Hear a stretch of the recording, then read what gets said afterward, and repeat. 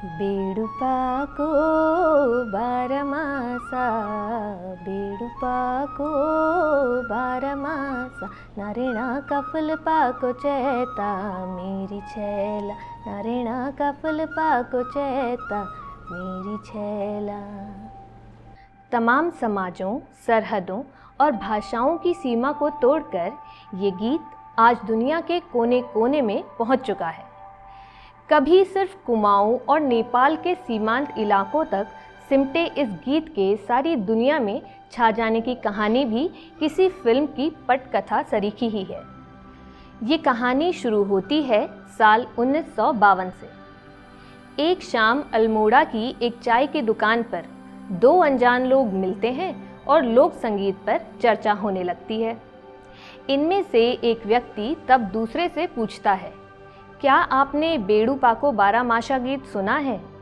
वो दूसरा व्यक्ति अपने जीवन में पहली बार ये गीत और इसकी धुन सुन रहा था, जबकि मोहन उप्रेती नाम के उस व्यक्ति को आगे चलकर बेडुपाको बॉय के नाम से प्रसिद्ध होना था।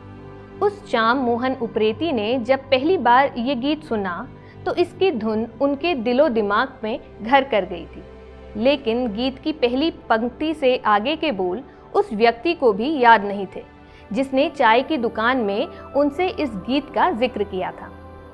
ऐसे में मोहन उप्रेती ने बेडुपाको बारामासा गीत की पहली पंक्ति एक कागज के पुर्जे में लिखी और अपने पास रख ली। फिर उन्होंने अपने मित्र ब्रिजेंद्र लाल शाह को ये धुन सुनाई और उनसे आग्रह किया कि वो इसकी आगे की पंक्तियां लिखें।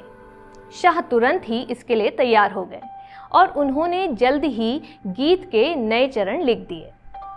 तब मोहन उप्रेती ने भी पुरानी धुन को बदलते हुए एक नई धुन रची और इस तरह रचा गया कालजयी गीत बेडुपाको बारामासा, जो आज पहाड़ का प्रतिनिधि गीत बन गया है।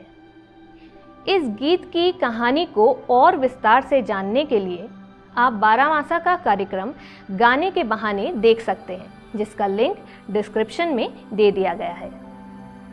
बेडुपाको बारामासा की कहानी जितनी जादुई है उतनी ही जादुई बेडुपाको बॉय मोहन उप्रेती और नईमा खान की प्रेम कहानी भी है। एक ऐसी प्रेम कहानी जिसमें शामिल दो लोगों ने समाज की तमाम रूढ़ियों को दरकिनार करते हुए एक दूसरे से प्यार किया, शादी की और साथ मिलकर अपना जीवन लोक कला को समर्पित कर दिया। नमस्कार, मेरा नाम है उदिता देवरानी और आप देख रहे हैं बारामासा की विशेष प्रस्तुति विरासत।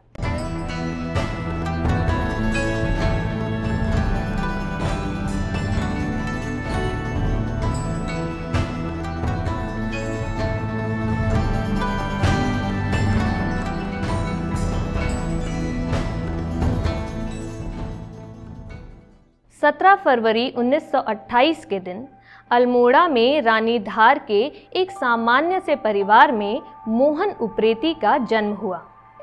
घर में संगीत का कोई खास माहौल नहीं था, लेकिन उनके दादा स्थानीय रामलीलाओं के लिए गीत लिखा करते थे। मोहन बचपन से ही संगीत के प्रति आकर्षित थे। लोक धुनें और लोक वाद्य यंत्र, खास तौर पर हुड़का, उन्हें खूब भाता। उन दिनों कथित निचली जाति के लोग भी शुभ अवसरों पर सवर्ण जाति के घरों में गीत संगीत करने जाते थे। बदले में उन्हें कुछ दान दक्षिणा दी जाती थी। मोहन के घर जब भी इस तरह कोई पहुंचता तो वे उन्हें टकटकी लगाकर देखते और सुनते। इन्हीं पहाड़ी धुनों और गीत संगीत ने मोहन के बालमन में गहरी पैठ जमा ली थी। 20वीं सदी के तीसरे दशक वाले इसी अल्मोड़ा शहर में 25 मई 1938 के दिन नईमा खान का भी जन्म हुआ। उनके पिता शब्बीर मोहम्मद खान उस दौर में कांग्रेस पार्टी से जुड़े थे और मां मोनिका सिंह एक ईसाई सामाजिक कार्यकर्ता थीं। नईमा के दादा नियाज मोहम्मद खान अल्मोड़ा के प्रतिष्ठित व्यक्ति थे और उनके नाम पर ही उनके मोहल्ले को नियाजगंज नाम से पहचाना जाता था। नईमा के परिवार में भी संगीत का माहौल तो नहीं था, लेकिन उनके दादा दादी को संगीत बेहद पसंद था। धीरे धीरे गायन और अभिनय की तरफ जब नईमा का झुकाव बढ़ने लगा तो उनकी अपने चाचा इफ्तिखार खान से काफ़ी बनने लगी। इफ्तिखार पेशे से चित्रकार थे, लिहाजा कला और कलाकार की अहमियत को समझते थे। उधर मोहन उप्रेती किशोरावस्था की दहलीज पर पहुंचते ही क्रांतिकारी विचारों से आकर्षित होने लगे थे। इसकी शुरुआत साल 1941 में हुई। तब सिर्फ 13 साल के मोहन ने एक रात अपने घर से बाहर 9 लड़कों की एक टोली को देखा जो दीवारों पर आटे की लेई से कुछ पर्चे चिपका रही थी। इनमें लिखा था, जलेगी आग जलेगी, इस अंग्रेजी साम्राज्यवाद के नाश के लिए। ये वही दौर था जब देश भर में आज़ादी की लड़ाई चरम पर थी और गांधी जी के साथ ही अब क्रांतिकारी संगठनों का जनाधार भी मजबूत होने लगा था। ये पर्चे शहीद भगत सिंह और चंद्रशेखर आज़ाद की पार्टी सोशलिस्ट रिपब्लिकन एसोसिएशन के नाम से छापे गए थे। अल्मोड़ा के कुछ लड़कों ने वीर बालक समाज नाम से एक संगठन बनाया था। आज़ादी के प्रति उनके जोश और जुनून से मोहन बेहद प्रभावित हुए और इस संगठन से जुड़ गए। लेकिन इसी संगठन का एक धड़ा ऐसा भी था जिसका मानना था कि हिंसा का सहारा लिए बिना देश की आज़ादी संभव नहीं है। उस वक्त को याद करते हुए मोहन उप्रेती ने अपनी किताब कुछ मीठी यादें कुछ तीती में लिखा है, आतंकवादी दल के सदस्यों ने एक दिन ये फैसला किया कि संगठन के कामों को चलाने के लिए प्रत्येक सदस्य को जहां से भी हो कुछ धनराशि लानी होगी। अगर ये संभव नहीं तो अपने अपने घर से या किसी और के घर से कुछ सोना चुरा कर लाना होगा। जो ऐसा नहीं करेगा उसे दंड स्वरूप अपनी हाथ की अंगुली कटवानी पड़ेगी। धनराशि कहाँ से इकट्ठा होती? सबने यही निर्णय लिया कि चोरी से कुछ सोना लाकर कोष में जमा कर दिया जाए। इस प्रकार जो सोना एकत्र हुआ उससे किसी तरह बेचा गया और उस धनराशि से दल के कुछ सदस्यों को कानपुर भेजा गया ताकि वे क्रांतिकारी संगठनों से संपर्क स्थापित करें और हो सके तो कुछ हथियार खरीद कर लाएं, जिनसे कुछ आतंकवादी योजनाओं को कार्यान्वित किया जा सके। जब वे सदस्य कानपुर पहुंचे तो उनका संपर्क कुछ रायवादियों से और कम्युनिस्टों से हुआ। उनके बहुत समझाने बुझाने पर वे लोग वापस अल्मोड़ा आए। इस संपर्क से उन्हें लगा कि जिस रास्ते पर वे चल रहे हैं वह गलत और हानिकारक है। आत्मग्लानि होने पर बचे हुए पैसों से उन्होंने कुछ किताबें ली जो राजनीति, दर्शन शास्त्र और समाज शास्त्र जैसे विषयों से संबंधित थी। तय किया गया कि अब ये संस्था सिर्फ शिक्षा केंद्रित होगी और सभी चोरी का सच अपने अपने घरों में बता देंगे। 1942 में ही फिर वीर बालक समाज भी समाप्त हो गया। इस बीच मोहन उप्रेती अपने जीवन के पहले नाटक की शुरुआत भी कर चुके थे, जिसमें उन्होंने एक साधु की भूमिका निभाई। रामजय स्कूल के हॉल में हुए इस नाटक का नाम नीच था और इसमें मोहन उप्रेती को अभिनय के साथ साथ गाने का भी अवसर मिला था। वक्त आगे बढ़ रहा था। मोहन इलाहाबाद यूनिवर्सिटी में 4 वर्षीय शास्त्रीय संगीत कोर्स की पढ़ाई कर रहे थे। इलाहाबाद रहते हुए भी ये कम्युनिस्ट विचारधारा के संपर्क में आए और रंग कर्म में अपनी रुचि के चलते जन नाट्य संघ यानी इप्टा से जुड़ गए। पढ़ाई खत्म करने के बाद जब वे वापस अल्मोड़ा पहुंचे तो कम्युनिस्ट पार्टी के महासचिव पीसी जोशी से उनकी मुलाकात हुई। इस दौरान मोहन उप्रेती ने उनसे मिलों और ट्रेड यूनियंस के साथ काम करने की इच्छा जाहिर की, मगर पीसी जोशी ने उनसे कहा, प्रदेश के जिस इलाके से तुम आते हो वो अंचल लोक कलाओं में बेहद समृद्ध है, तो तुम इसी का अध्ययन क्यों नहीं करते? इन्हीं लोक कलाओं के माध्यम से जनता की सेवा करो। मोहन उप्रेती पीसी जोशी की बात अच्छे से समझ चुके थे। ऐसे में उप्रेती ने अब ठान लिया कि जीवन पर्यंत पहाड़ की लोक कलाओं के लिए ही प्रयासरत रहेंगे। इस तरह साल 1950 में अल्मोड़ा में यूनाइटेड आर्टिस्ट नाम की एक संस्था अस्तित्व में आई। इस बीच नईमा खान भी किशोरावस्था पार कर अल्मोड़ा के एडम्स स्कूल में एडमिशन ले चुकी थी। इस स्कूल में पढ़ाई के साथ साथ छात्राओं की रचनात्मकता की ओर भी ध्यान दिया जाता था। प्रिंसिपल फिलिप शहर के सांस्कृतिक क्रियाकलापों में भाग लेने के लिए छात्राओं को खूब प्रोत्साहित करती थी। साल 1952 में जब अल्मोड़ा के परेड ग्राउंड में पंडित जवाहरलाल नेहरू पहुंचे तो उनके स्वागत में नईमा खान ने एक गीत प्रस्तुत किया। उनका गीत सुनकर कार्यक्रम खत्म होने के बाद नेहरू ने नईमा खान के सिर पर आशीर्वाद देते हुए हाथ फेरा था। मोहन उप्रेती की बहन हेमा उप्रेती भी यूनाइटेड आर्टिस्ट द्वारा आयोजित समारोह में हिस्सा लिया करती थी। यूनाइटेड आर्टिस्ट के इन्हीं कार्यक्रमों के दौरान नईमा खान और मोहन उप्रेती की पहली मुलाकात हुई। अपने एक संस्मरण में नईमा खान लिखती हैं, साल 1953 में उप्रेती जी ने कल्चरल सेंटर के अंतर्गत लखनऊ में एक सांस्कृतिक कार्यक्रम प्रदर्शित करने की योजना बनाई। तब घसियारी नृत्य के लिए उन्होंने मिस फिलिप्स से एडम्स स्कूल की छात्राओं को भेजने का आग्रह किया। मिस फिलिप्स 2 अध्यापिकाओं के साथ छात्राओं को लखनऊ भेजने के लिए सहमत हो गई। लखनऊ के बड़े मंच में शायद पहली बार अल्मोड़ा के कलाकार प्रस्तुति देने जा रहे थे। इसके लिए खूब तैयारियां होने लगी।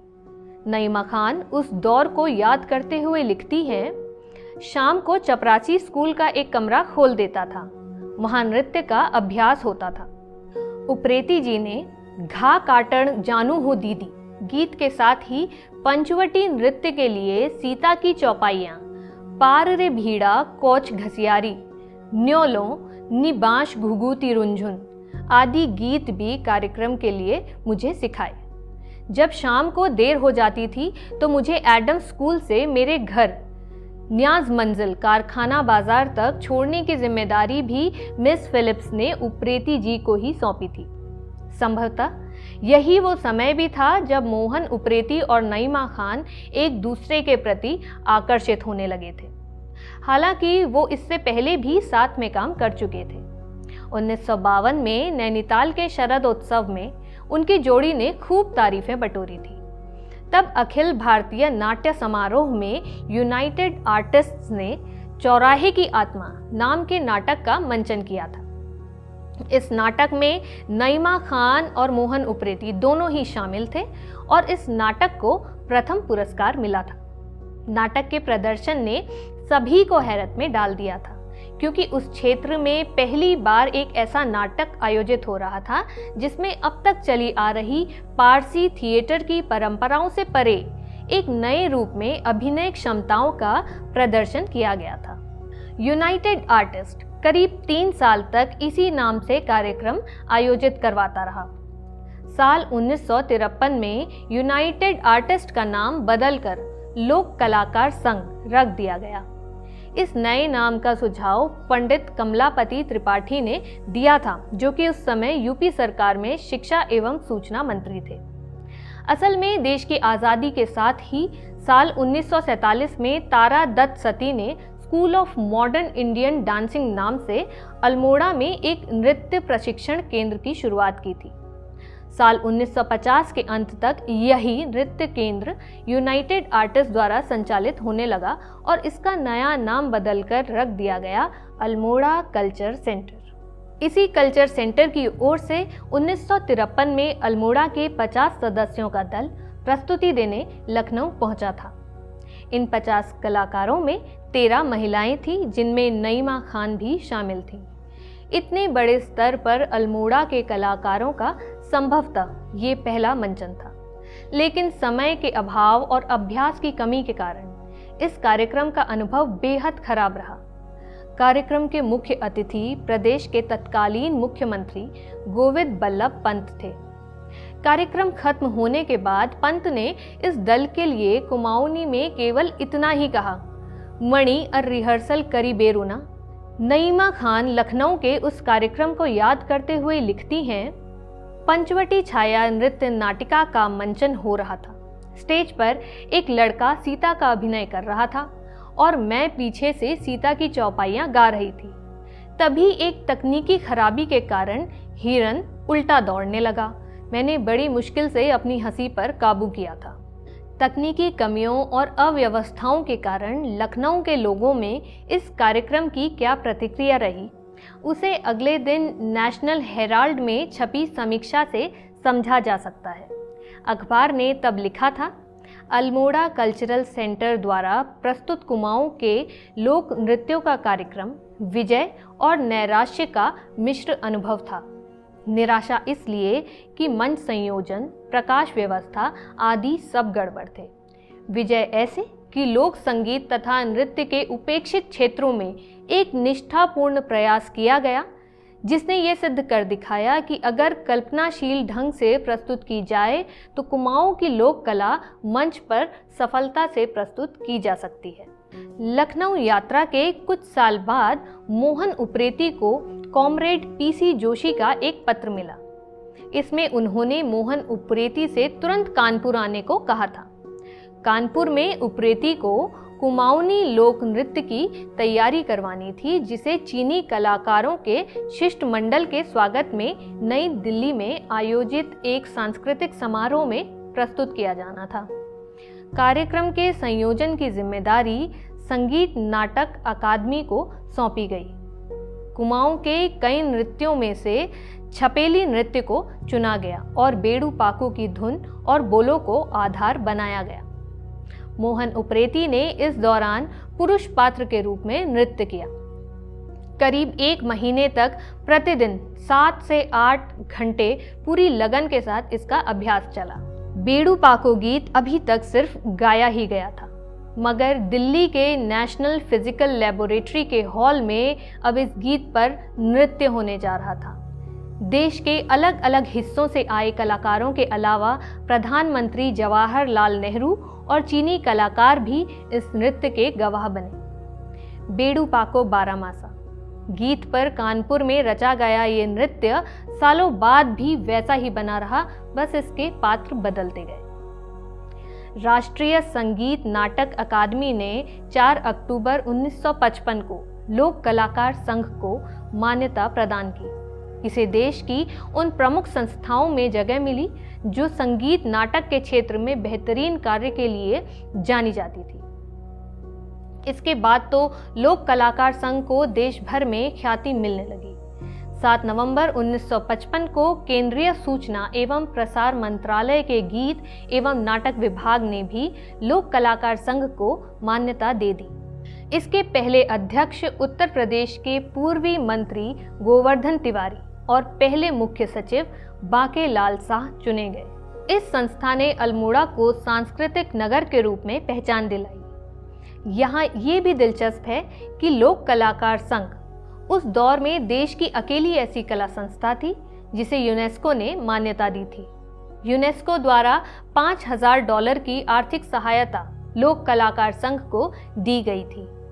यूनेस्को के पेरिस में स्थित मुख्यालय से दुनिया के अलग अलग हिस्सों में लोक कलाकार संघ की सहायता के लिए कई भाषाओं में अपील भेजी जाती थी। इस अपील का महत्वपूर्ण असर ये होता था कि कनाडा, अमेरिका, ऑस्ट्रेलिया और फ्रांस जैसे विकसित देशों के किसी म्यूजिक स्कूल से या किसी आर्ट इंस्टीट्यूट से या कभी किसी बड़े कलाकार की ओर से कुछ धनराशि लोक कलाकार संघ को भेज दी जाती। यहाँ उस रोचक किस्से का भी जिक्र कर लेते हैं जब मोहन उप्रेती को जवाहरलाल नेहरू ने बेड़ू पाको बॉय कहा था। दरअसल साल 1955 में सोवियत संघ के 2 बड़े नेता खुश्चेव और बुल्गानिन भारत पहुंचे थे। उनके सम्मान में दिल्ली के 3 मूर्ति भवन में एक कार्यक्रम आयोजित किया गया। अंतर्राष्ट्रीय स्तर का ये वो पहला कार्यक्रम था जिसमें बेड़ू पाको बारामासा गीत ने लोगों को झूमने पर मजबूर कर दिया था। कार्यक्रम इतना शानदार रहा कि अंत में प्रधानमंत्री नेहरू ने इस गीत को सर्वश्रेष्ठ लोक गीत चुना और मोहन उप्रेती को बेड़ू पाको बॉय कहकर पुकारा। पंडित नेहरू से जुड़ा ऐसा ही एक दिलचस्प संस्मरण नईमा खान का भी है। इसे याद करते हुए वे लिखती हैं, दिल्ली के तालकटोरा गार्डन में हम एक प्रस्तुति दे रहे थे और लोकप्रिय प्रधानमंत्री जवाहरलाल नेहरू भी वहां उपस्थित थे। कार्यक्रम के बाद जब वो कलाकारों से मिलने स्टेज पर आए तो मैंने अपनी हस्ताक्षर पुस्तिका उनकी ओर बढ़ा दी। वो पहले तो चौंके कि ग्रामीण वेशभूषा में एक लोक कलाकार उनके हस्ताक्षर मांग रही है, फिर हंसे और चल पगली कहकर हल्के से मेरे गाल में एक चपत लगा दी। सबने मेरा उपहास किया कि नेहरू जी ने चपत लगाई है, अब 2-3 दिन तक अपना मुंह मत धोना। उस समय तो उन्होंने हस्ताक्षर नहीं दिए, पर बाद में अपने ड्राइवर से मेरी पुस्तिका मंगवाई और हस्ताक्षर कर वापस भेज दी। साल 1957 में नाइमा खान को लोक कलाकार संघ के महिला विंग का संयोजक बनाया गया। इसी साल बिमल रॉय भी अपनी फिल्म मधुमती की शूटिंग के लिए कुमाऊं पहुंचे थे। वरिष्ठ रंगकर्मी जहूर आलम बताते हैं कि इस फिल्म के फेमस गीत चढ़ गयो पापी बिछुआ की कोरियोग्राफी टीम में मोहन उप्रेती भी शामिल रहे। इसके अलावा उन्होंने फिल्म के संगीत में भी संगीत निर्देशक सलिल चौधरी की मदद की। साल 1962 में जब भारत और चीन के बीच युद्ध छिड़ा तो लोक कलाकार संघ पर भी संकट के बादल मंडराने लगे। दरअसल भारत चीन युद्ध के चलते देश भर में मार्क्सवादी विचारधारा के लोगों की धरपकड़ होने लगी थी। लोक कलाकार संघ में अधिकतर सदस्य कम्युनिस्ट ही थे। ऐसे में इन्हें भी गिरफ्तार किया जाने लगा। मोहन उप्रेती उस वक्त दिल्ली में थे और वहीं से उनकी गिरफ्तारी हुई। उन्हें अल्मोड़ा जेल लाया गया। इन्हीं दिनों देवप्रयाग के पूर्व विधायक और जाने माने साहित्यकार विद्यासागर नौटियाल भी जेल में बंद थे। वहीं मोहन उप्रेती से उनकी मुलाकात हुई। इस जेल यात्रा के किस्से भी काफी दिलचस्प हैं।